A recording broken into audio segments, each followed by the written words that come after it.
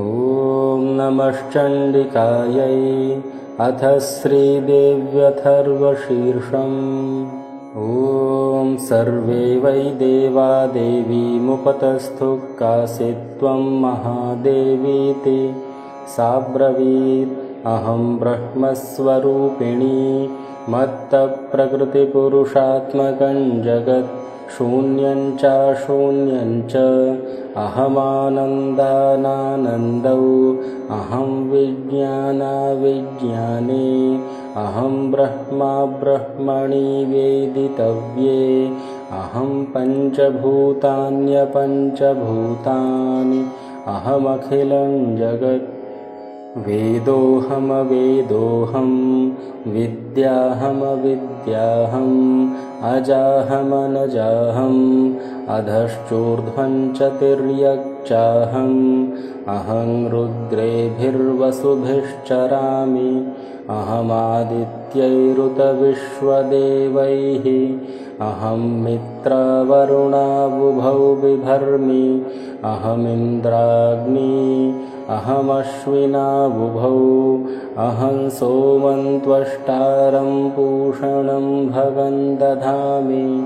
अहं विष्णुमुरुक्रमं ब्रह्माणमुत प्रजापतिं दधामि अहं दधामि द्रविणं हविष्मते सुप्राव्ये यजमानाय सुन्वते अहं राष्ट्री संगमनी वसूनां चिकितुषे प्रथमाय ज्ञानाम्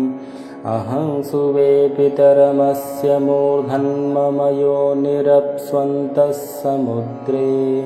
य एवं वेद स दैवीं सम्पदमाप्नोति ते देवा अब्रुवन् नमो देव्यै महादेव्यै शिवायै सततं नमः नमः प्रकृत्यै भद्रायै नियता प्रणता स्मताम्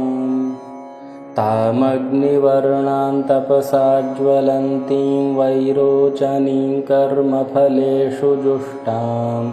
दुर्गां देवीं शरणं प्रपद्यामहे सुरान्नाशयित्र्यै ते नमः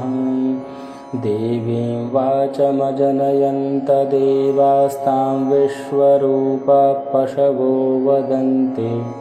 सा नो मन्द्रेशमूर्जं दुहाना धेनुर्वागस्मानुपसुष्टुतैतु कालरात्रिं ब्रह्मस्तुतां वैष्णवीं स्कन्दमातरं सरस्वतीमदितिं दक्षदुहितरं नमामः पावनां शिवां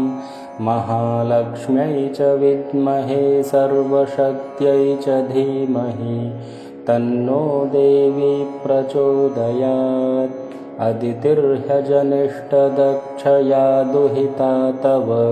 तान् देवा अन्वजायन्त भद्रा अमृतबन्धवः कामो योनिकमला वज्रपाणिर्गुहा सा मातरिष्वाभ्रमिन्द्रः पुनर्गुहा शकला मायया च पुरुच्यैषा विश्वमाता दिविद्यो एषात्मशक्तिः एषा विश्वमोहिनी पाशाङ्कुशधनुर्बाणधरा एषा श्रीमहाविद्या य एवं वेद स शोकं तरति नमस्ते अस्तु भगवति मातरस्मान् पाहि सर्वतः सैषाष्टौ वसवः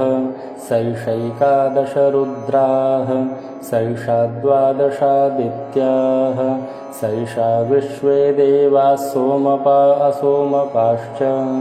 सैषा यातु धाना असुरा रक्षांसि पिशाचा यक्षाः सिद्धाः सैषा सत्त्वरजस्तमांसि सैषा ब्रह्मविष्णुरुद्ररूपिणी सैषा प्रजापतीन्द्रमनवः सैषा ग्रहनक्षत्रज्योतिषी कलाकाष्ठादिकालरूपिणी तामहं प्रणौमि नित्यम् पापापहारिणीं देवीं भुक्तिमुक्तिप्रदायिनीम् अनन्तां विजयां शुद्धां शरण्यां शिवदां शिवाम् व्यधिकारसंयुक्तं वीतिहोत्रसमन्वितम् अर्धेन्दुलसितं देव्या बीजं सर्वार्थसाधकम् एवमेकाक्षरं ब्रह्म यतयः शुद्धचेतसः ध्यायन्ति परमानन्दमया ज्ञानाम्बुराशयः वाङ्माया ब्रह्मसुस्तस्मात् षष्ठं वक्त्रसमन्वितं सूर्यो वामश्रोत्रबिन्दुसंयुक्तष्टात्तृतीयकः नारायणेन सम्मिश्रो वायुश्चाधरयुक्ततः विच्चेन वार्णकोर्णस्यान्महदानन्ददायकः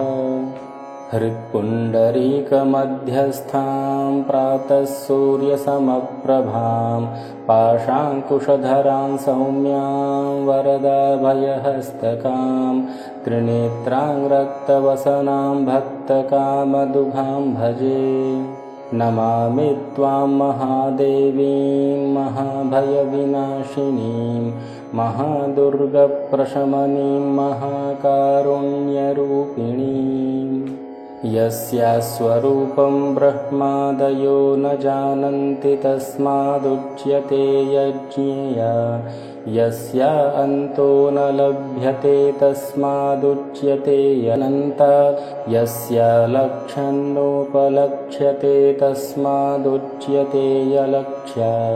यस्या जननन्नोपलभ्यते तस्मादुच्यते यजा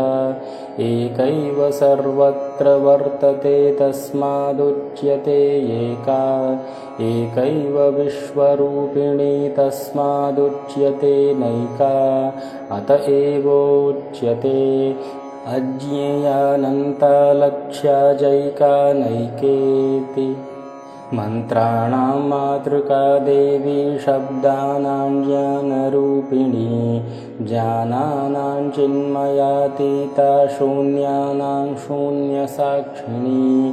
यस्या परतरन्नास्ति सैषा दुर्गा प्रकीर्तिता तां दुर्गां दुर्गमां देवीं दुराचारविघातिनीं नमामि भवभीतोऽहं संसारार्णवतारिणीम् इदमथर्वशीर्षं योधीते स पञ्चाथर्वशीर्षजपफलमाप्नोति इदमथर्वशीर्षमज्ञात्वा योर्चां स्थापयति शतलक्षं प्रजप्त्वापि सोर्चा सिद्धिं न विन्दति शतमष्टोत्तरं चास्य पुरश्चर्या विधिः स्मृतः दशवारं पठेद्यस्तु सद्यः पापैः प्रमुच्यते महादुर्गाणि तरति महादेव्या प्रसादतः सायमधीयानो दिवसकृतं पापं नाशयति प्रातरधीयानो रात्रिकृतं पापं नाशयति सायं प्रातः प्रयुञ्जानो अपापो भवति निशीथे तुरीयसन्ध्यायां जप्त्वा वाक्सिद्धिर्भवति नूतनायां प्रतिमायां जप्त्वा देवतासान्निध्यं भवति प्राणप्रतिष्ठायां जप्त्वा प्राणानां प्रतिष्ठा भवति भौमाश्विन्यां महादेवी सन्निधौ जप्त्वा महामृत्युं तरति स महामृत्युं तरति य एवं वेद इत्युपनिषत् श्रीदुर्गार्पणमस्तु।